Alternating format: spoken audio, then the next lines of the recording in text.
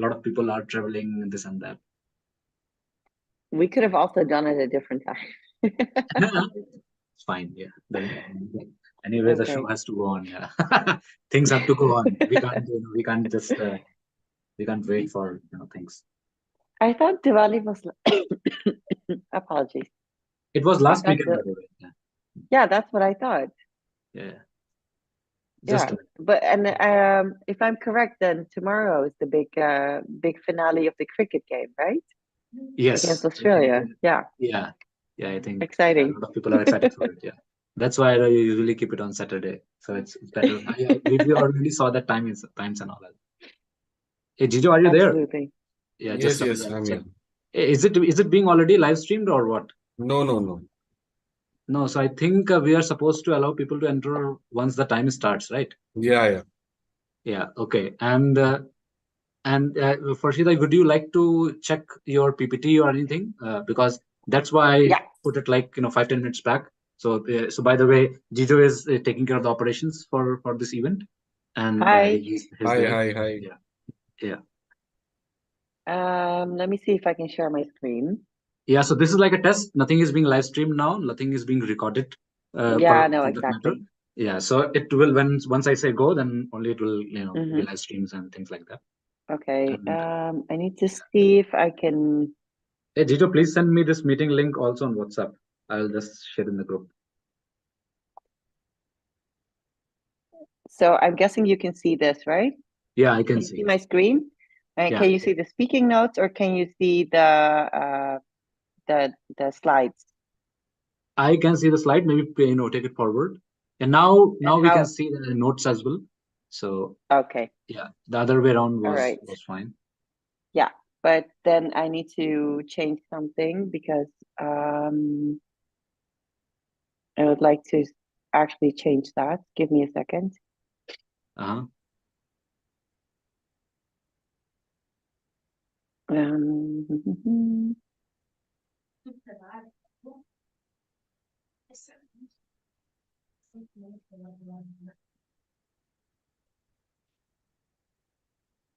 Okay, let me see if this works. You can now see my slides, right?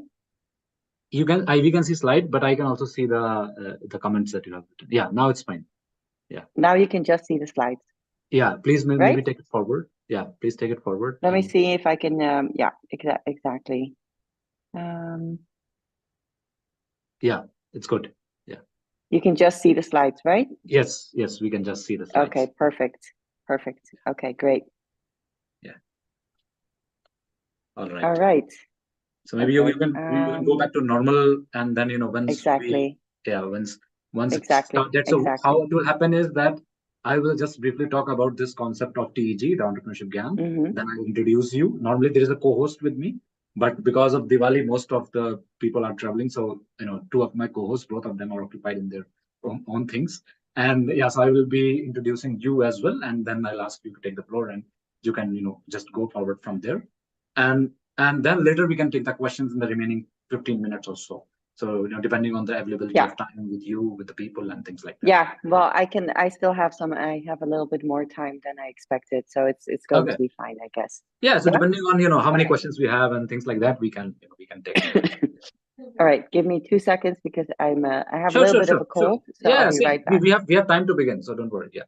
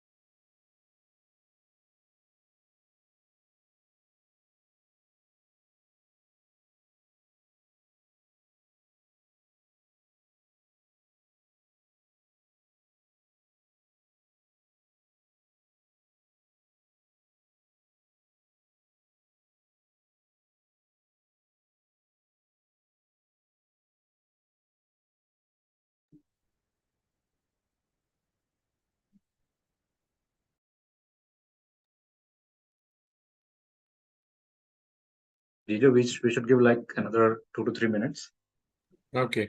and then maybe then Okay. we can go.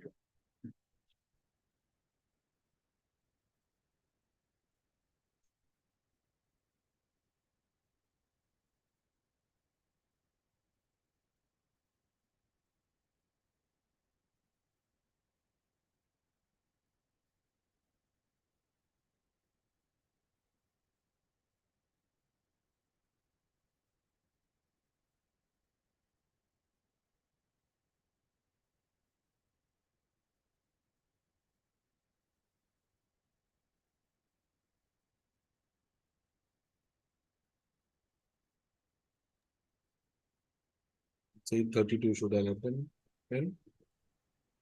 What? It's 8:32 now. Should I let them in? No, so I think we start live, and then maybe we can let them in. Okay. Yeah, give them like another 2 to 3 minutes because yeah.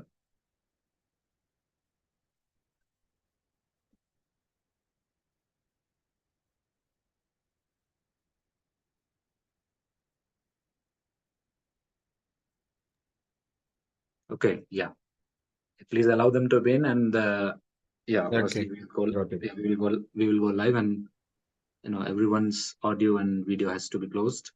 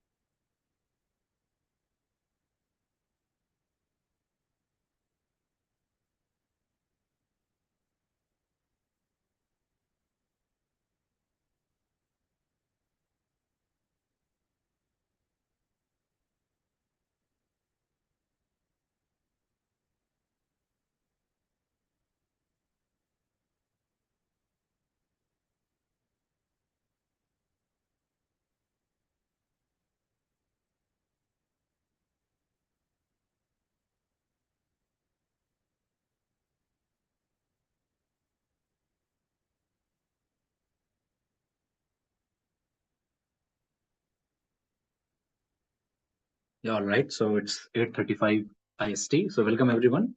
Good morning, good afternoon, good evening, depending on your time zone. So obviously, we have some participants here with us. Some are, some might be seeing it online, and some would see it later as well on our YouTube channel. So all the three forms are there in picture. So I'll start with we already have a guest with us. So what I'll do is I'll start with the concept first. I'll tell briefly about what's the concept of TEG, how we started with it. I will then briefly introduce Farshida, who is the speaker for today's event. So normally I do have a co-host with me, but it's Diwali time in India, so both of my co-hosts are occupied, in some other activities.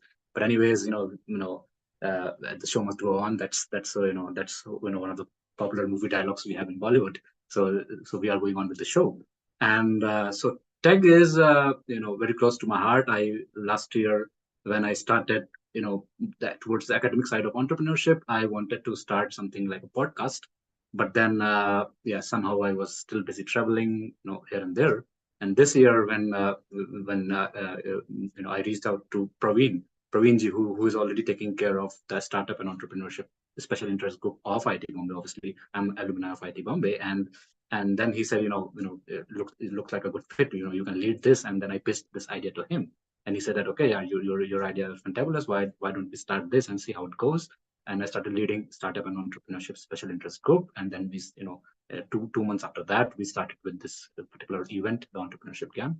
So the idea is to bring in entrepreneurs, bring in experts, bring in veterans from the industry, from academia, from the policy world, where entrepreneurs, budding entrepreneurs, but also entrepreneurs who are yet in the school, in the colleges, who are going to be entrepreneurs in the future, to get inspired, to get their lessons from early on, in their career.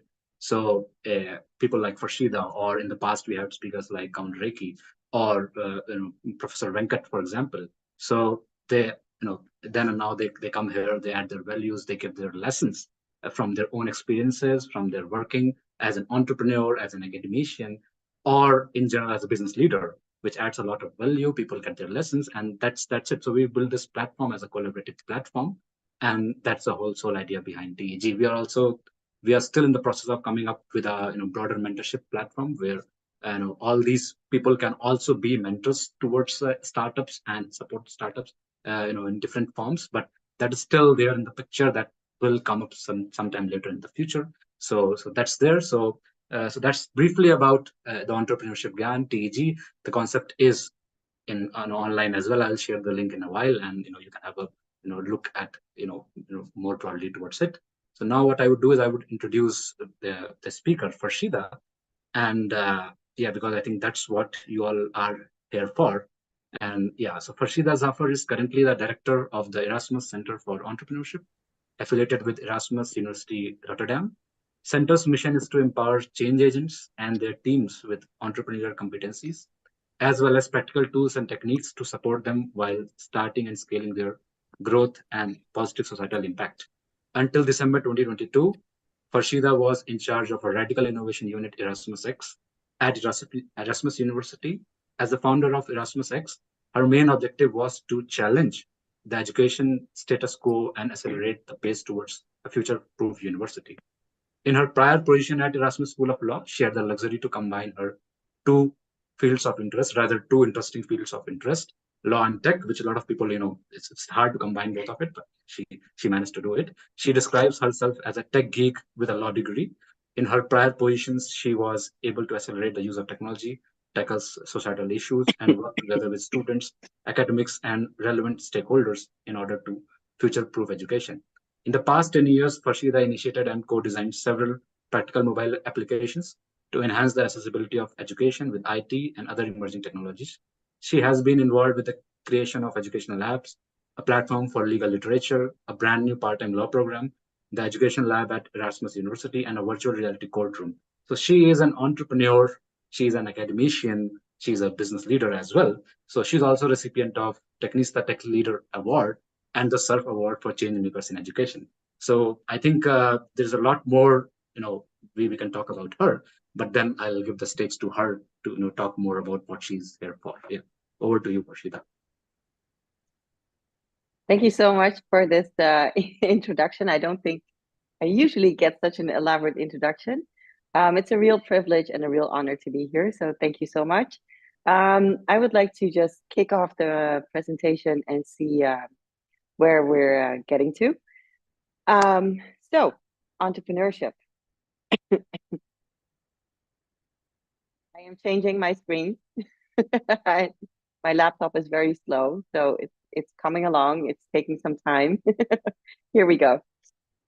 So the importance of entrepreneurship, entrepreneurial skills, and mindset. Who am I? As mentioned, my name is Farshida Zafar, and I'm the director at the Erasmus Center for Entrepreneurship at Erasmus University in Rotterdam in the Netherlands.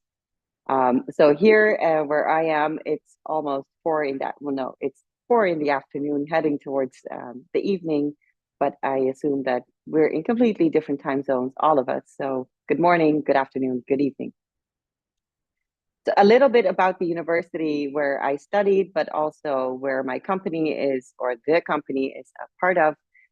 So what you need to know is that the Center for Entrepreneurship is a valorization and knowledge expertise center, and we focus solely on the topic of entrepreneurship, meaning we focus on startups and scale-ups, and we focus on research and education.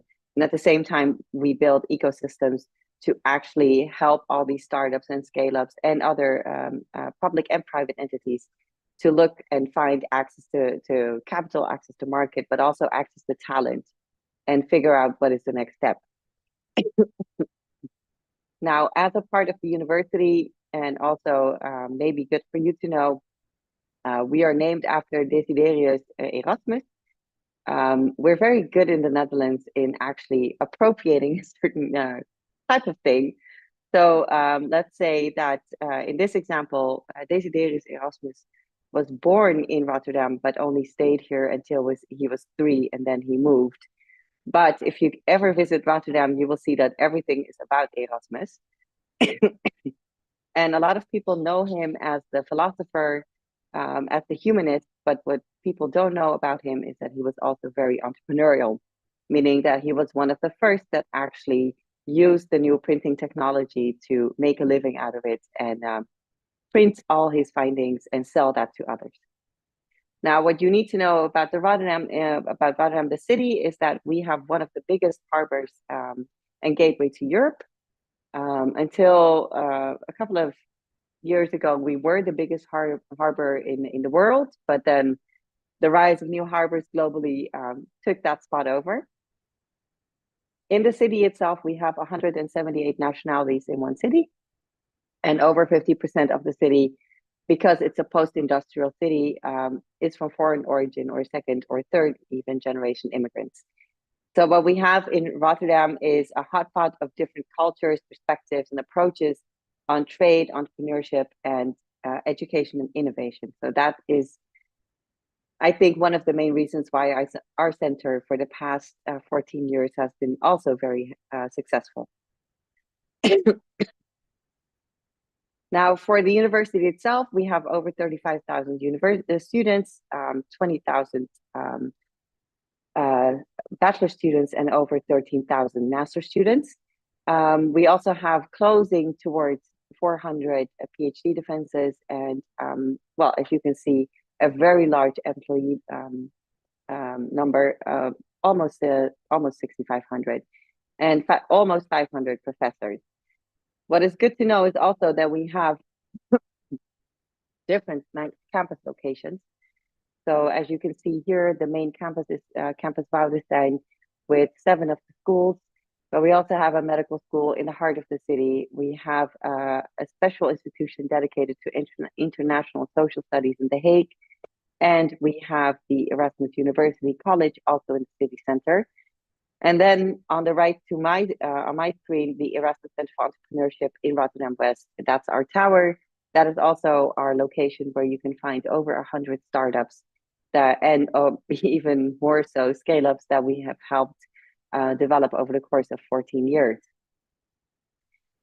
So how does the Center for Entrepreneurship connect back to the university?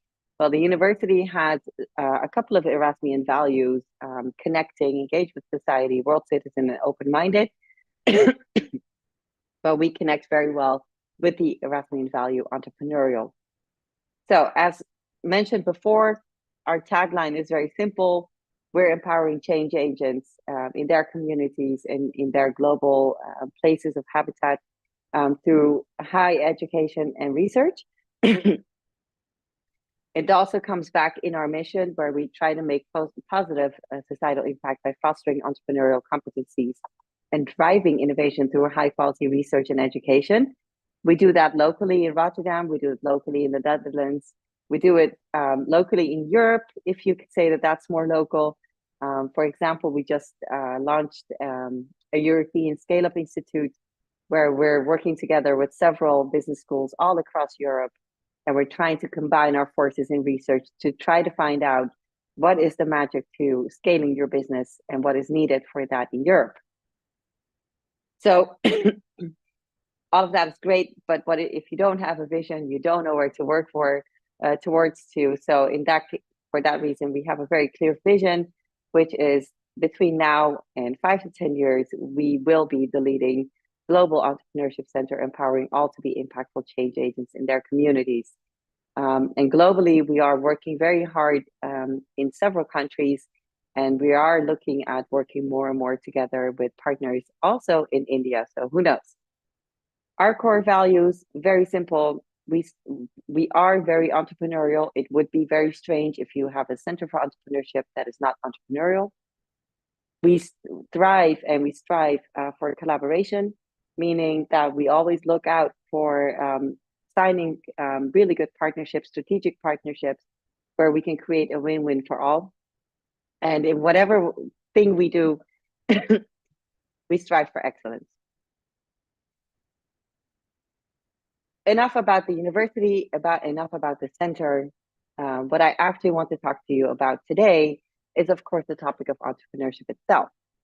And the topic of entrepreneurship, whenever I tell my friends, yeah, we do something with entrepreneurship, they always look at me like, oh, but that's another one of your buzzwords, right? Like similar to emerging technologies, that's one of your buzzwords. Or another one was disruptive innovations, another buzzword. Well, I would like to claim that entrepreneurship is more than just a buzzword. Entrepreneurship plays a vital role in driving innovation, stimulating economic development and societal progress. It fosters competition, stimulates job creation, and encourages creativity and problem solving. And by taking risks and pursuing opportunities, entrepreneurs can create positive change and shape the future of industries and communities. So entrepreneurship is more than a buzzword. If you look at it and you would give it a short definition, it's the process of identifying, creating, pursuing opportunities to start and manage a business venture. At least that is the traditional definition of entrepreneurship. Entrepreneurship also involves taking risks, organizing resources in order to transform all those great ideas into valuable and successful enterprises. It involves the capacity and willingness to develop, organize, and manage a venture that is often associated with uncertainty, and particularly when it involves innovation. And I think in 2023, it's safe to say that we're making a shift from the traditional perspective of entrepreneurship, or should I say on entrepreneurship, towards a more holistic approach to businesses that benefit not only the company itself, but also society and the environment. Just take a look at the triple P framework, where we talk about people, planet, profits. And entrepreneurship is not just for heroes. It's not just for the Steve Jobs of this world, right? Entrepreneurship is for everyone, especially because the skills and the mindset that is needed for entrepreneurship, those skills can be trained. That mindset can be grown. And we all need it, because I really sincerely believe that entrepreneurial skills are vital life skills. Then, if entrepreneurship is not just a buzzword, then what are entrepreneurs? Are you an entrepreneur? Am I an entrepreneur? Sometimes it makes me think of that one show, Who Wants to Be a Millionaire? Who Wants to Be an Entrepreneur, right? But I think entrepreneurs are individuals who possess a combination of, on one hand, vision and creativity, and on the other hand, passion and determination. These are people that can spot gaps in the market, identify problems that need to be solved, or come up with innovative ideas to meet existing needs.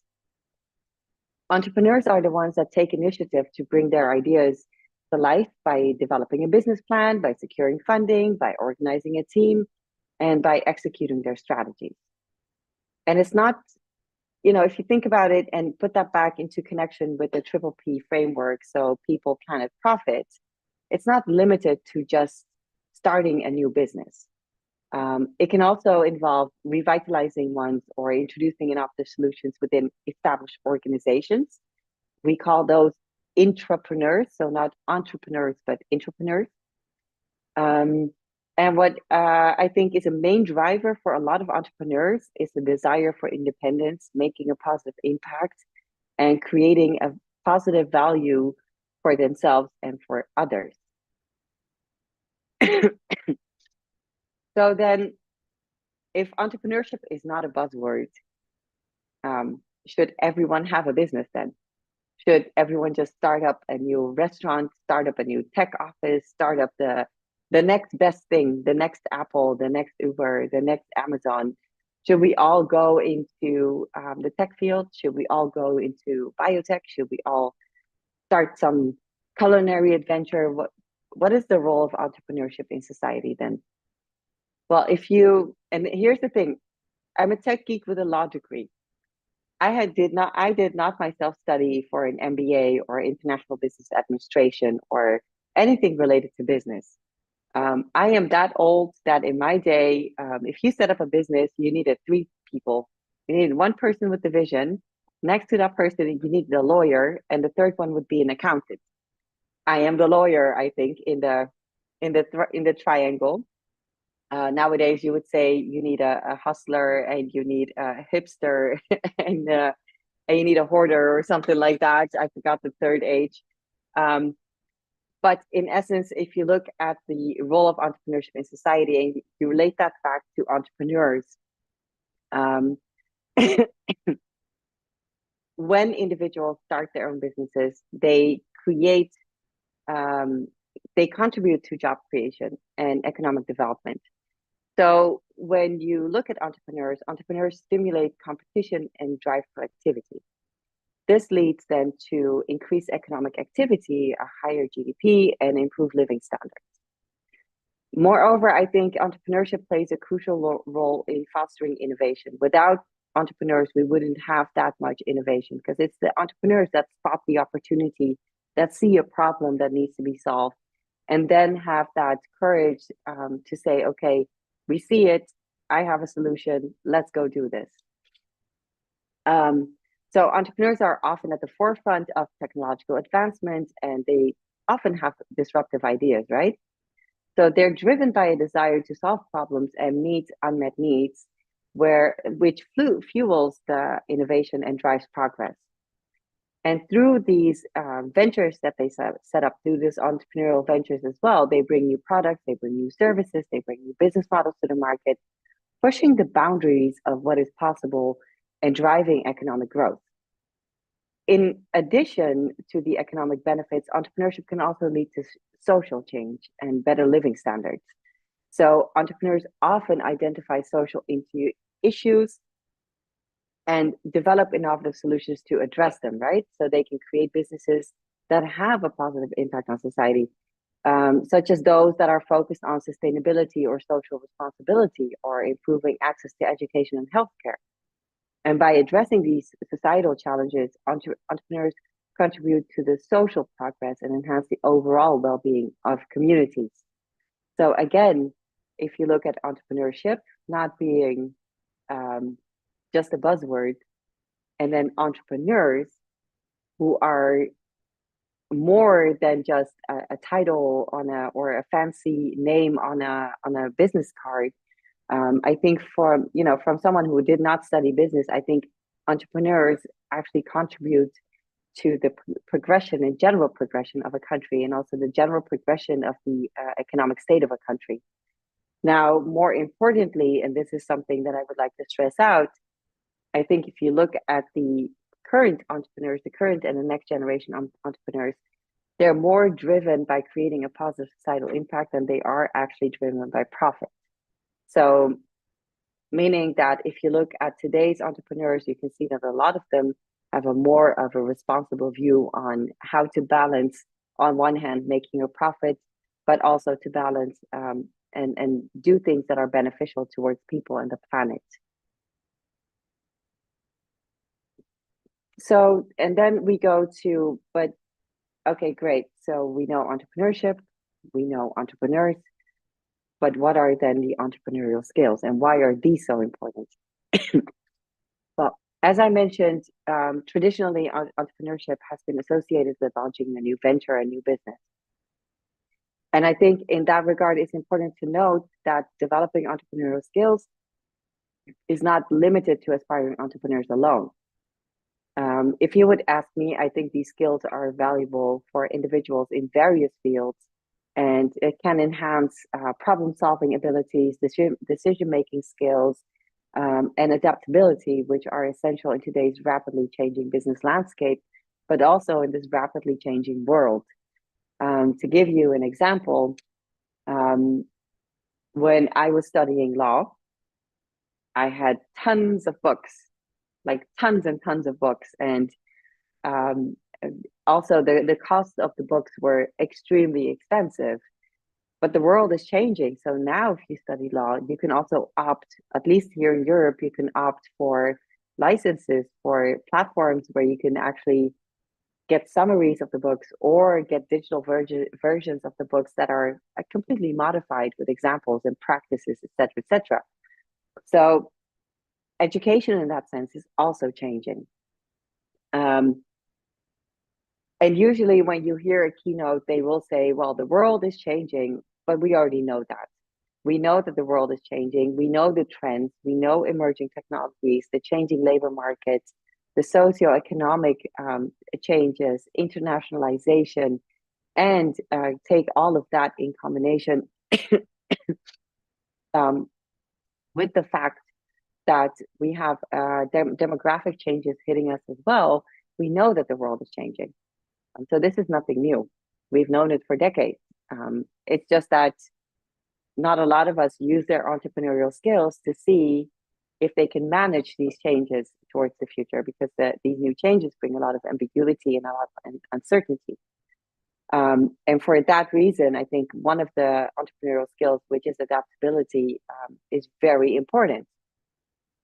In that sense, I think entrepreneurial skills are a vital life skill that extends far beyond the ability to launch a successful business. I think it's a life skill that prepares individuals to deal with this ambiguous, uncertain future. And entrepreneurship embodies the methods for thinking, acting, identifying opportunities, and all of these play a crucial role in the economic growth and fostering innovation, but they also enable individuals to identify opportunities for problem solving that allows individuals to introduce new products and technologies to the market and create value for both themselves and society. So in essence, when you look at it, entrepreneurial skills not only drive economic growth and innovation, but also have the potential to lead to social change and better living standards. And again, by fostering these skills, individuals, they can actually contribute to job creation, et cetera, but more importantly, they can actually manage with the huge changes that are hitting them in a very rapid pace that is hitting all of us as well. Now, if you look into research and if you look into the key traits, for example, of a serial entrepreneur, and this is information gotten through the research by Bill J. Bonstetter and Dr. Magdalena Choklova from the Rotterdam School of Management. But if you look at these skills, what makes an entrepreneur, then you can see that based on, and this is the research you can find, there's a link also in the slide deck that I will share later on. But you can see that persuasion, leadership, personal accountability, goal orientation, that these are very important for a lot of serial entrepreneurs. So meaning that when it comes to a lot of entrepreneurs, they have leadership skills that can actually take them a bit further than people who do not possess them or possess them in a different way. The same thing goes for personal accountability. Now, working with a lot of entrepreneurs, I can see this in daily life. I can see that they score way more because they feel personal accountable for the things that they're doing, which is also quite interesting if you look at how, in general, entrepreneurs are perceived. So as you might have seen from my name, I am from the region where you are. Originally, I'm from Afghanistan. And like most Afghan parents, they would have rather had me go and become a doctor or do something with my law degree. Instead, I became an entrepreneur. What is quite interesting is that usually my parents, for example, but also other people from the same region, they see entrepreneurship as reckless risk takers. And this is one of the things that goes, it's the other side of the coin when you think about personal accountability. A lot of people think that entrepreneurs take risks and they don't think about it. But in essence, yes, we do take risks, but they're calculated risks and they're strategic risks. And we do feel personally accountable for the decisions that we make. So you have to look at that in a different perspective than just being risk takers. In addition, entrepreneurs are very much goal driven. And I can also see that from the entrepreneurs I work with, they have a goal and they go for it. And they don't just go for it recklessly, just stepping into something. They know exactly what they're doing, but they do have a strong goal orientation and they go for what they have in their mind. Now, of course, there's also the other side of the coin, because there are certain skills that they do not possess. So as you can see from the same research, they score a little lower on analytic problem solving, also a little lower on empathy, planning, organization, and self-management. Now, of course, this is research, and there's a group of 17,000 people that have been in the control group. So I do think that there's some truth in this. I don't necessarily agree with it, because I do think a lot of entrepreneurs from this generation have a lot of empathy.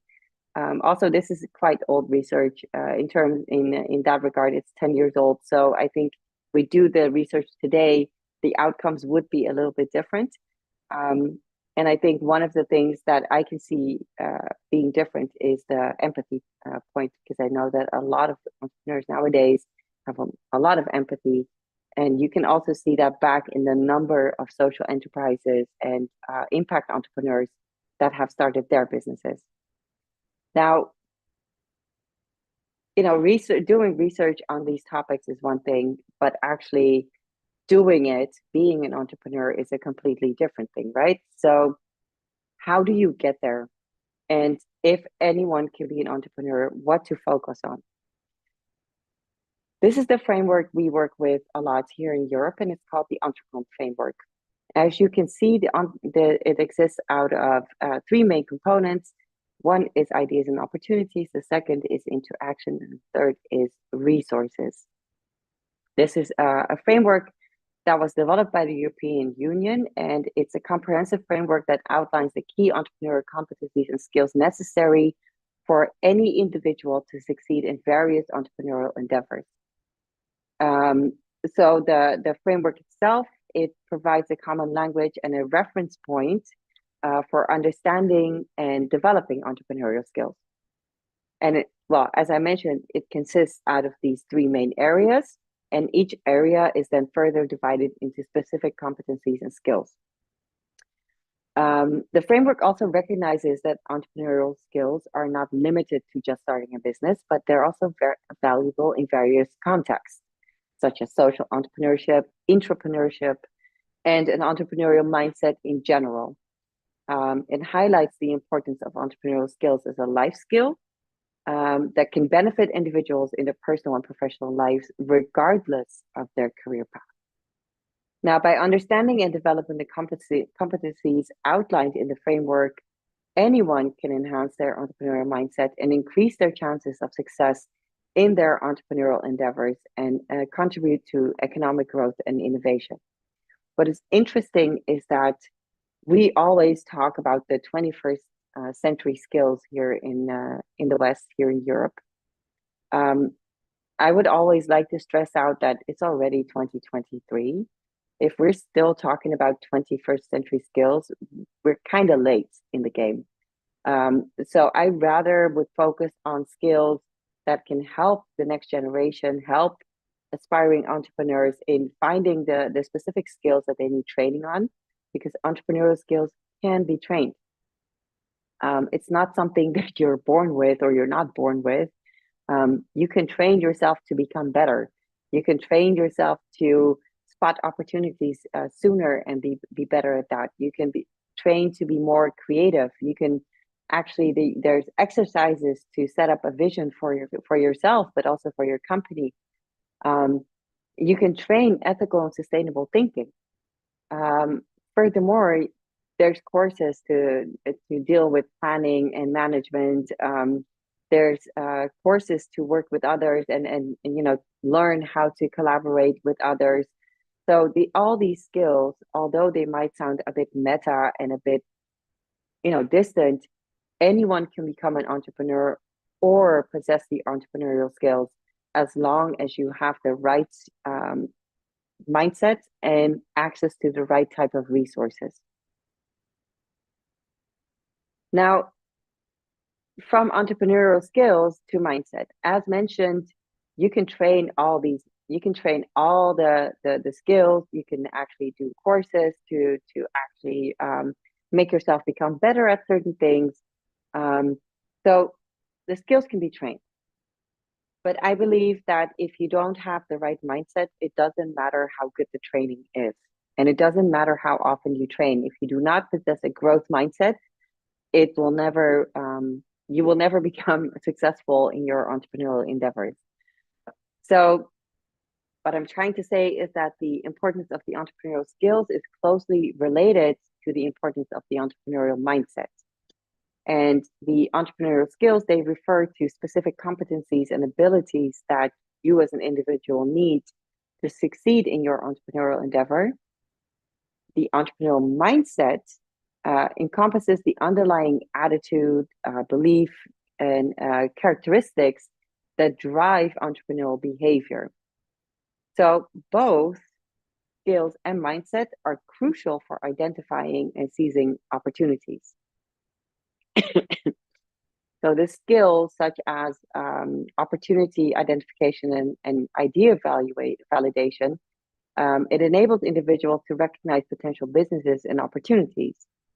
However, without having that entrepreneurial mindset, individuals might not have the motivation or curiosity and openness to spot and pursue these opportunities. I mentioned earlier that entrepreneurship involves taking calculated risks and dealing with uncertainties. And one of the skills like risk management and coping with uncertainties, that skill, it provides you as an individual with the tools to navigate through uncertainty and navigate all the challenges that come with it. However, again, the mindset includes resiliency, perseverance, and a willingness to embrace failure as a learning opportunity, which is essential for entrepreneurs to overcome setbacks and persist in the face of adversity. Meaning that you can have the right tools, you can be taught risk management, but if you're not able to work with failure, for example, so you failed one time and you do not have the ability to learn from that failure, it doesn't matter how many courses on risk management you take. And then another example is that the entrepreneurial landscape is very dynamic and constantly evolving. And skills like planning and management that help individuals, help you adapt your strategy, pivot, navigate changing market conditions, et cetera, those are very important. But it's the mindset that includes traits like adaptability, flexibility, and the willingness to embrace change. That's what enables entrepreneurs to quickly adjust their approach, pivot when necessary, and seize new opportunities. So in general, entrepreneurial skills and mindset, they go hand in hand. You cannot do the one without the other. Now, I've done a little bit of research on the current state of entrepreneurship in India. Now, this is where it gets a little bit exciting because, of course, I'm on the other side of the planet, and not every research is as, how do you say that, correct as one might want. So I hope that the things that I have found do resonate or ring a bell with you and that you can find it. But I would like to share some of my perspectives on, from the research that I did in a short summary on entrepreneurship in the Indian context. So what I got from the research is that, the developing the skills and the mindset, of course, it empowers everyone, whether you're in India or in the Netherlands, it doesn't really matter. But I think if you, by honing the skills and mindset, your fellow countrymen can actually enhance their problem solving abilities, decision making skills, and adaptability, which is crucial for success in India. So what I found about the Indian startup ecosystem is that in recent years, the Indian startup ecosystem has experienced a tremendous growth, offering a plethora of opportunities for entrepreneurs, right? So one of the things that I find very interesting is that India has emerged as the third largest startup ecosystem globally, with somewhat over 50,000 startups in 2021. And this could be attributed, the growth could be attributed to the factors such as a growing middle class, increased digital connectivity, and a pool of skilled talent. So that is one thing that I would like to give back. The other thing that I found out is that you have diverse sectors.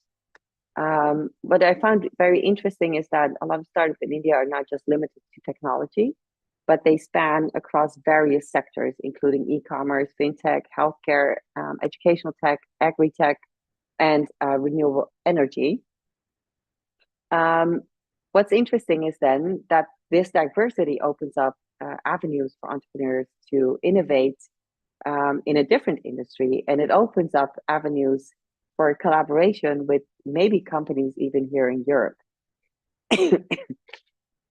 A third thing that I found is that the funding and investment landscape is quite positive. So what I found is that the startup ecosystem in India, that you have witnessed substantial funding and investment activities, that there are some venture capital firms, angel investors, and crowdfunding platforms that have provided a lot of opportunities with access to capital, enabling them to scale their business and realize their ideas, which is great, because that's one of the main issues is always, if you start up your business, how are you going to fund it, right? So I think that's very interesting to see. And then the last thing I found is that Indian startups have gained global recognition, both domestically and internationally. And several Indian unicorns, the unicorns are startups that are valued over $1 billion, have emerged, such as Flipkart, Python, I hope I'm pronouncing this right, Ola, and Zomato, showcasing the potential for growth and success in the Indian market. So I think right now that you're on the forefront of the next phase of the startup, building the startup ecosystem in India, I think you have a quite exciting time ahead of you. And I think one of the factors that have contributed to this growth is, of course, the scalability of a lot of the things that many of the Indian startups have been working with. Now, taking a little bit of a deep dive, I already mentioned the rapid growth. I already mentioned the diverse sectors. I already mentioned the funding and investments. And I also mentioned the global recognition. I am curious to hear, however, from on your end, if this is also perceived as such, and what the role of academia is in that in the rapid growth of these startups. But I'm also curious to hear, if you look at the entrepreneurial ecosystem, you think about access to market, access to growth, but you also think about the adjacent industries, and you think about the talent pool that is there.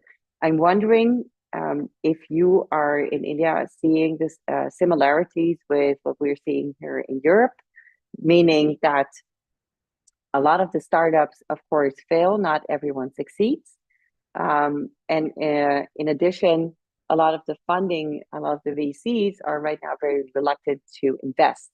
So I'm very curious to see if that is something that resonates with you as well in India, or it's like, no, we don't have those problems, because then I would love to learn from you to understand how can we do that better here in Europe.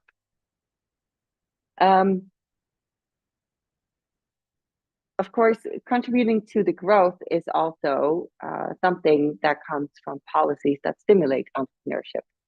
And I didn't mention this before, because it's very hard to see how much a government can do. One of the funny things that I saw here in the Netherlands is it was a post on LinkedIn, and we saw that a lot of the investment that is done into startups is actually done by the Dutch government. And someone had set up a hashtag underneath it. The Dutchies are out-Frenching the French, meaning that in European contexts, we were actually investing more through government in startups than the French were, which is quite something extraordinary. Now, I took that idea and I actually looked into what does the Indian government then do. And I'm not sure if this is correct. So I'd also love to hear from you if this is correct. But two of the things that I found is that, well, first of all, there are initiatives and policies that the Indian government has also recognized as playing a crucial role in supporting entrepreneurship in India. So one is Startup India, and I hope this is still correct because it could also be that this is old information. But from what I got is that it was launched in 2016 by the government, and it was aimed at fostering a conducive environment for startups through various measures, including simplifying regulations and providing tax benefits and creating incubation centers to nurture and mentor startups. I think if that policy is still at place today, I think that's a very nice and good policy to have, especially when it comes to regulations and especially when it comes to having more entrepreneurs around you, because creating these incubators, and I think at BCE, we were one of the first incubators in Rotterdam, it does help other entrepreneurs to learn from each other. And it also helps cross-fertilization, and it helps in obtaining more knowledge and working on the knowledge body of knowledge within these incubators. The second thing that I found is Made in India or Make in India. Maybe that was the last one. And it's as far as I could figure out, it was a campaign that would encourage domestic manufacturing and promote India as a manufacturing hub. Now, if this is a policy that has been pushed through, and again, I'm not sure if it has because I don't live there, of course, I live here. But if it has, it will stimulate more entrepreneurs to actually do and make things and set up their businesses around it. So if that's not the case, if that's not true, then my information was not correct and I should have done more fact checking. But I do hope that these policies are still in place, because these type of policies actually help entrepreneurs to get to the next stage. Now, very important, of course, is what is then the economic impact of having all these startups in your ecosystem, having all these startups in your country. And as far as I could find, one of the biggest thing is that there have been a lot of jobs that have been created, and the startups that have been launched have been instrumental in generating these employment opportunities. So there's a report by NASCOM, and in that report, it stated that Indian startups created around 1.6 million direct and indirect jobs in 2020, and therefore contributing, of course, to the country's economic growth. And the second information that I found has to do with GDP contribution. And in general, the study from NASCOM and NASCOM again, it states that the contribution of startups to India's GDP, national GDP, has been steadily increasing, and that the startups, it's by NASCOM and Zinov, the startups contributed around 1.8% on India's national GDP in 2020. So in general, I think it's fair to say that having these startups in your country, having national startups, not only does it create jobs, it also very much so increases GDP, and it actually leads to, well, hopefully should lead to better living standards for everyone. Then tying it all back to entrepreneurial skills, because one of the things that I think we always forget is that we're very privileged in Europe, and that we have, you know, when we talk about entrepreneurship, when we talk about entrepreneurial skills, we have a lot of open access tools and a lot of open access trainings at our, how do you say that, at our disposal. And some entrepreneurial skills are more valid in certain spaces of the world than others. So what I did is I looked into some research and figured out, you know, what would be the most essential entrepreneurial skills for entrepreneurs in India. And this is just me saying stuff, so I also hope for a little bit of a discussion to see if we can agree or not. But one would be the adaptability, the skill to be able to adapt quickly. And the reason why I think this is a very important skill for Indian startups or Indian entrepreneurs is that the Indian market is very diverse and very dynamic. And there's varying consumer preferences and regional nuances. And I think if I would be an Indian entrepreneur, and I would be able to adapt my business model and strategy to cater to all these diverse needs in these diverse regions, I would have a higher chance of success. So adaptability would be an essential skill. The other thing would be resiliency, to be resilient. And I think because the entrepreneurial journey can be very challenging with obstacles and setbacks, this skill to be resilient and persevering through tough times is crucial, because it's very essential to overcome hurdles and you know, achieve your goal. But if you're not resilient, that obstacle might be a mountain that you cannot climb. So I think that's why I think this is a second skill that is very essential. And the third one would be cultural sensitivity. And I think this is because you know, India has such a large cultural diversity with unique challenges and unique opportunities, right? And I think if you as an Indian entrepreneur can actually navigate and understand the diversity and better relate to the diverse cultures in your own country, I think you're better positioned to build a successful business that can resonate with the local population. So I think that's why I think it's very important as an Indian entrepreneur to also, you know, understand the culture from different people from different regions. In our company, we already we're very aware of this fact, also because we do a lot of work in other countries on other continents, where we can see the differences between one city and the other city. Even here in the Netherlands, if you go from east to west, although it's a 3-hour drive, can you believe it? But there's a huge difference in how people are. I think the more sensitive you are to these different cultures, the better you can position yourself and spot the opportunities to create your venture out of it. Now, the last thing that I would like to address is female entrepreneurship. Now, here in the Netherlands, we already know that female entrepreneurs are a rarity, meaning that only 3% of women are perceived to be entrepreneurs. And it's even worse when it comes to the funding, which is lower than 1%. So women have an even steeper mountain to climb. And I think this is not just in the Netherlands. I think this is a global issue.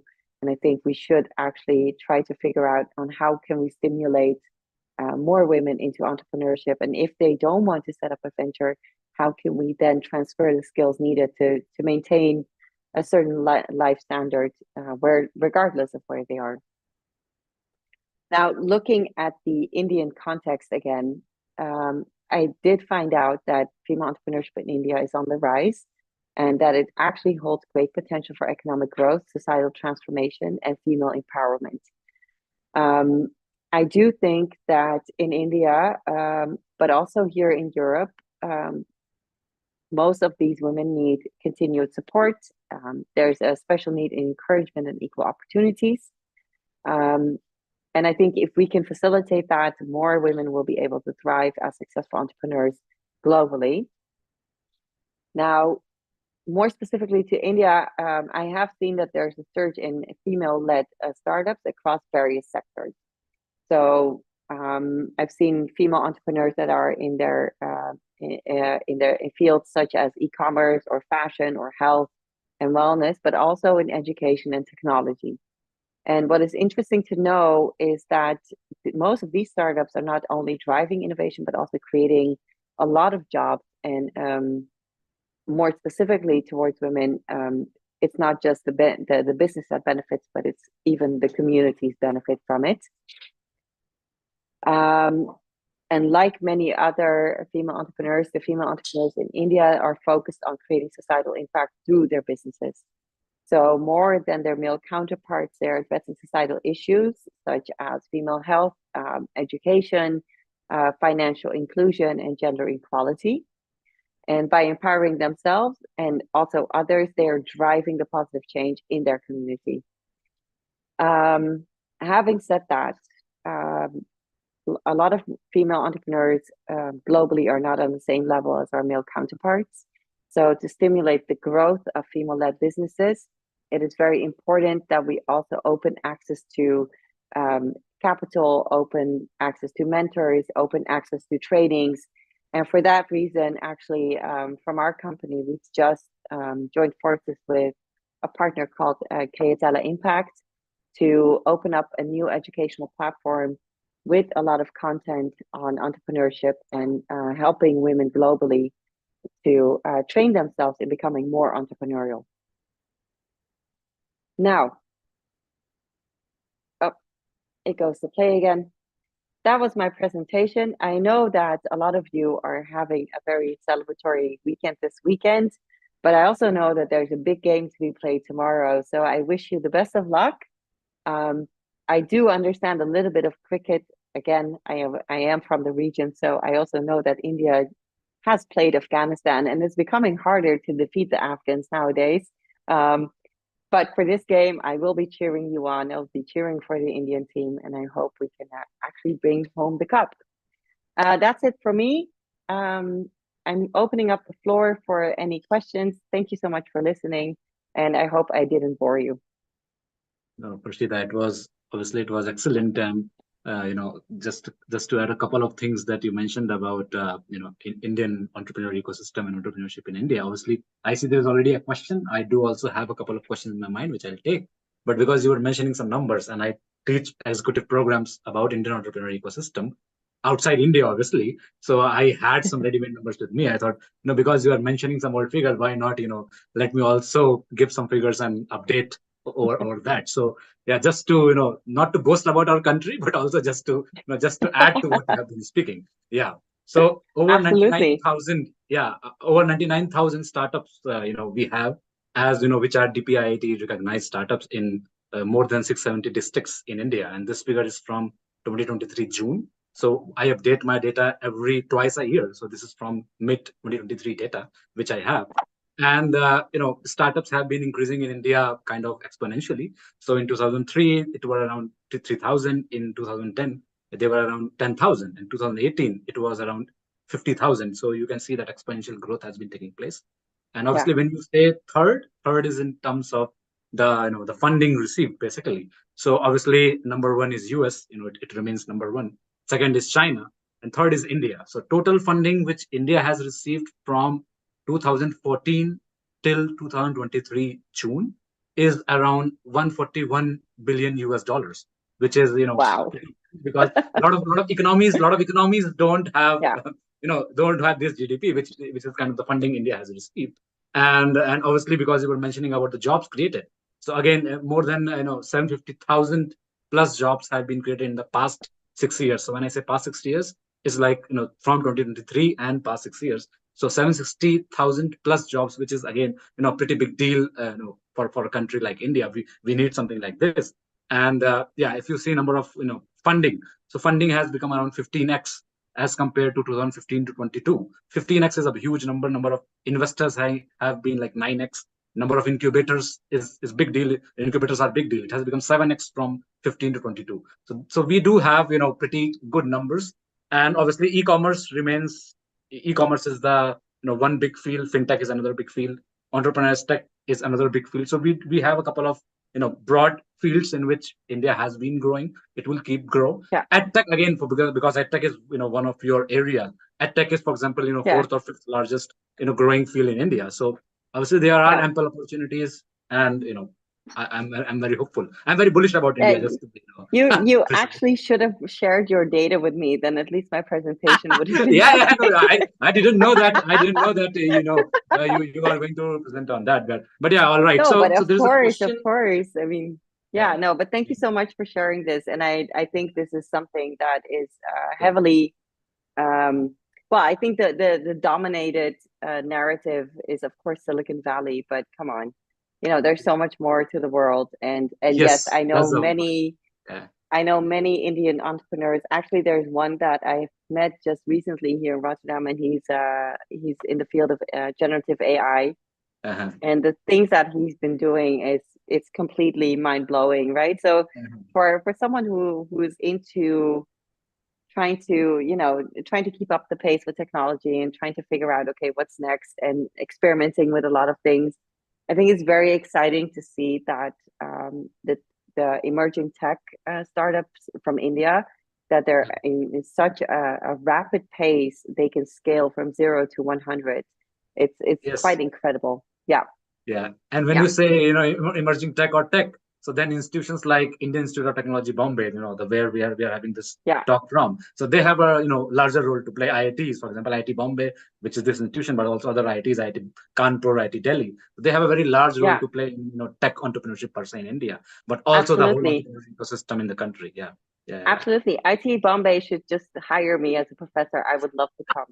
I will give some guest No, lectures. yeah, obviously we can explore synergies, but also you were mentioning about, good policy programs and stuff like that. That has been happening. For example, Make in India, you already mentioned. It's a pretty, it's a pretty popular thing which is happening in India and which is growing. It has been growing, but also, for example, you mentioned Startup India. So we had the co-head of Startup India in one of these shows, third or fourth show, the same show at the TEG, the co-head of Startup India. He told that how that program has basically turn things upside down. But also there is another program which is Atal Innovation Mission. So when you say that innovation has to start from basic level, maybe from the schools, from the colleges, Atal Innovation Mission has been trying to do that from the past couple of years. So the first director of that mission was again from IIT Bombay alumni, and then we invited him for the inaugural lecture of this particular TEG talks. Yeah, so fantastic. that culture is there, Fantastic. but yeah, obviously it will be slow because the country is large, population is huge, but things are happening, and I'm pretty bullish about it. Yeah. Anyways, yeah. So let's take the question. Let's move to the Absolutely. question. Yeah. So yeah, Sukanya has asked that some are experimenting with generative AI, for example. So do we see generative AI will augment entrepreneurial journey? So that's her question. Oh yeah, definitely. Yes, I do think so. I think let me just put it this way. We're a for-profit company. So of course we're affiliated to the university, and we're part of a bigger academic community. But at the end of the day, we are a for-profit company. And sometimes we also are hired to do some teaching at the university. One of the interesting things that I've seen is, in the past, we would actually ask students to deliver their business model canvas. Can you fill out a business model canvas? Can you come up with a problem solution? Can you do the problem solution fit, etc., etc. But I now see with AI that it's so much easier for them to actually test and prototype their ideas, and at the same time create their businesses way more rapidly, because the research that they can do through AI is so much easier. Now with generative AI, I think we even take it a step further. So I think entrepreneurial journey can then be with more iterations, quicker iterations. And I think I'm not sure if I'm allowed to say this, but I think for myself, it wouldn't be as much as fun because I think you're taking a bit of the risk taking out of it, which for me is the most exciting part. Will I succeed? Will I not succeed? What are the risks? Can I manage those? So, but yeah, I do think it will definitely augment the entrepreneurial journey. Yes, a good question, by the way. Yeah. Very good question. Yeah. So another question is that can you suggest some resources like blogs or books which are more focused towards practical guide for entrepreneurship? So maybe any 2 or 3 books maybe you would like to recommend the audience. Yeah. Wow, that's a that's a hard one because usually I read the more abstract stuff and try to figure out what I can do with it. There's this one book called The Visual MBA, and it's actually a very nice, handy book on and it's actually a mini MBA, but then in drawings and visuals with some elaboration. It's called The Visual MBA. I would definitely read that because it's a very easy book and it actually helps you trigger that thought, right?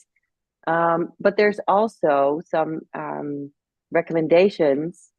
If you go to our LinkedIn page from our company, this is our website. I think everyone can see it. And then if you go to our LinkedIn page, we often post news snaps and blogs on entrepreneurs, and we have a lot of spotlight stories as well, where you can find some inspiration. For me, I mean, I'm not trained in business. I'm trained in law, right? So for me, books on entrepreneurship are the books that actually make me feel like, okay, what book should I read to become a better entrepreneur, to be better at my ethical decision making, for example. So for that reason, one of the books that I love to read is the book called Principles. And it's a book on how you can make value-driven decisions. So meaning that, we're all, as entrepreneurs, we all have to make that decision when we're in a dilemma. So you have someone that is willing to invest a lot of money in your company, but that same person is a bit shady, and you know that they're not from the right type of, background. Then would you take the money and use that for your investment, or would you rather say no? Now, the book called Principles is one of those books that actually makes you think about these choices, but also gives you some pragmatic tools and some pragmatic guidelines to make those decisions. For basic entrepreneurship, I think there's so much out there. You can actually look into the stuff from Harvard. There's a lot of things you can find on Coursera. I don't know if you know Coursera. It's pretty popular in India. I'm sorry? It's pretty popular in India already, Farshida. So a lot of institutions use Farshida as a thing in the institutions. Yeah. Mm-hmm. Yeah. Okay. So all these open education platforms, they have it, right? So you can actually find it there. For female entrepreneurs, well, you can wait for our platform. The pre-registration has already started, but we've actually built a custom platform where we're pushing educational content for female entrepreneurs. So as soon as that's ready, I will send it to you, Beppe, and then you can actually pass it on to everyone else. Sure. Yeah. But there's a lot of things you can use, and at the end of the day, it doesn't matter how many books you read. It's about the doing. The doing is the hardest part. So you just have to try things out. Yeah, and one thing people are asking. So in your slides, would you also put references for for example, entrepreneurship education or things you were talking about? Because a lot of things you were talking, but it were not per se in the slide, and people are not seeing it. So can you put the few pointers which people could relate to? Because that would be easier for people to understand and have a key takeaway. Absolutely. I will. What I will do is once I deliver my slides to you, which is when I'm feeling a little bit better because I'm feeling really sure. Take your time. So then I will definitely put the references in there. Yeah, I will put the references in there, and I'm regarding to this question, I'll also put some book tips in there. What are the essentials for entrepreneurship to read? Yeah, definitely. That would be interesting. So already, for example, we have already taken the time limit. So I will just ask one question from my end. which I have. So, for example, if there is a budding entrepreneur in India who wants to move to Europe and start a business, so how do you think that the first move should be? For example, how can ECE help that particular entrepreneur, or are there provisions for that? Wow, that's a great question. Because, for example, that is my largest I suggestion. think, Can I help? Can I help? For example, can I help startups to, let's say, grow in Latin America, or can I help startups to grow in Africa or Europe per se, depending on yeah, which entrepreneurial yeah, ecosystem we're dealing with? Yeah. yeah. I think if I were a aspiring entrepreneur in India, I think the first thing I would do is try to find like-minded people. Try to find people that have gone through the journey, ask them how they did it, and ask them for their most epic fails, so I don't make the same stupid mistake. It's always funny because people always ask you for your best practices, but I think the best practices are very contextual, whereas epic fails happen more often, and it's better to learn from those. So I think I would do that. Find an ecosystem where I can actually go to, find a mentor I can learn from, find connections, because the world, it's actually quite simple to figure out, who you need once you talk to people. And back in the day, people were always saying, "Oh, don't share your ideas; they might be stolen." I don't agree with that. I think you should share your ideas, because if you share your idea and someone is, the person you're talking to is in the same mindset, in that same growth mindset, you can actually take the journey together. Or that person might connect you to the next person, might connect you to the next person. If that person is going to steal your idea, they can steal any idea. Your idea is not as innovative or new as you might think. But even if it gets stolen, it doesn't matter, because at the end of it, it's not about the idea; it's about the determination and the perseverance and the doing of it. So I would say find someone you can connect to. Nowadays, you have Google. Just Google it. Try to find connections through LinkedIn, and from there, try to find out where can you find easy access to talent, easy access to education, but also easy access to market and easy access to capital. And I think those are the easy steps, right? At the same time, I think it's also very important for aspiring entrepreneurs to validate their ideas with the people that they're trying to build the solution for, or even test the product to see if they're actually doing what you want them to do. But in the core of everything comes to, you just need to get into action, and don't wait things until things will happen. Just go ahead and do it. So basically, I can think, for example, if, let's say, some entrepreneur comes to me and say he wants to enter European market, I think Netherlands could be one place where I can recommend that person, for example, right? Absolutely. Yeah. Because a lot of times people do come to me and they are like confused, whether should I start with, France, or should I start with Spain, because these times, incubators are increasing and stuff like that. But I think, I think as you're mentioning, that Netherlands is also a pretty good option, and people can start with Netherlands as well. Yeah. So yeah, well, I think in that regard, so my company is a certified startup visa facilitator. So the Dutch government has a program called the Startup Visa Program, and this is something for startups that have already proven themselves. So they're a bit further down the journey. But the moment those startups want to enter the European market, I would definitely recommend them to come to the Netherlands. First of all, and I would definitely recommend them to come to Rotterdam, and that's not because it's my city, of course it is. I'm the poster child for the city, so but I think first of all, we're the gateway to Europe. Once you come to the Netherlands, you can see that we're very central in Europe in that sense. Second is that the Netherlands has the highest density when it comes to IT infrastructure, but also when it comes to transport.